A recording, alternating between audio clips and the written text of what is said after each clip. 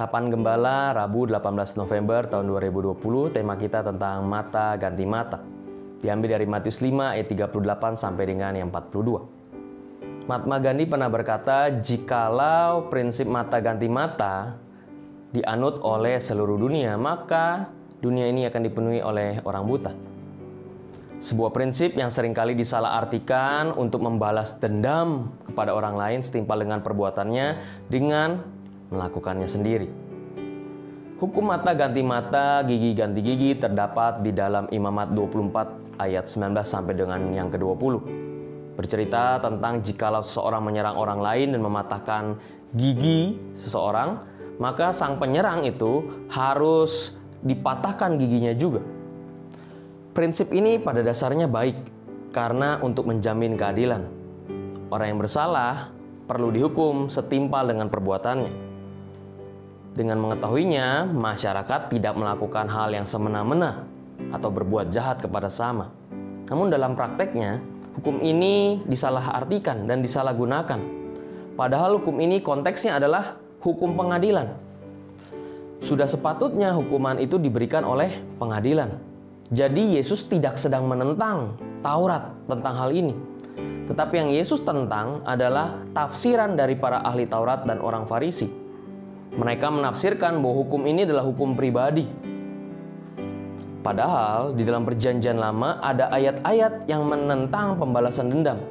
Misalkan di dalam Imamat 19 ayat 18. Janganlah engkau menuntut balas dan janganlah menaruh dalam dendam terhadap orang-orang sebangsamu, melainkan kasihilah sesamamu manusia seperti dirimu sendiri. Akulah Tuhan. Untuk merespon hal tersebut, Yesus berkata, tetapi aku berkata kepadamu, janganlah kamu melawan orang yang berbuat jahat kepadamu, melainkan siapapun yang menampar pipi kananmu, berilah juga kepadanya pipi kirimu. Wow, itu kan bikin sakit. Tetapi ada makna dari tampar pipi kanan dan pipi kiri. Dalam tradisi rabinik, menampar dengan punggung tangan, gitu ya. Karena menampar pipi kanan ini pakai punggung tangan, plak. Itu lebih bersifat merendahkan. Jadi dianggapnya kamu nggak level sama saya, kamu rendahan. Dibandingkan menampar dengan telapak tangan.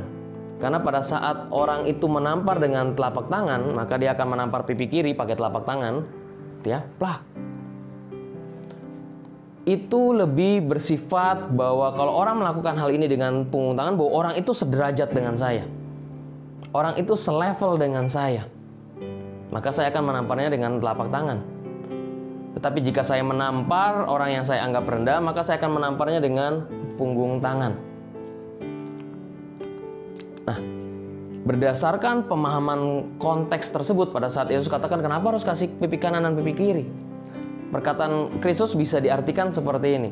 Jika ada orang yang marah dan merendahkanmu, sadarkan dia kalau kamu tidak boleh direndahkan seperti ini. Bagaimana caranya? Dengan membiarkan dia memproklamirkan bahwa dirimu sederajat.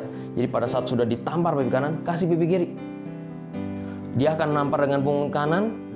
Wah, kalau saya tampar dengan telapak tangan, berarti dia sederajat dengan saya.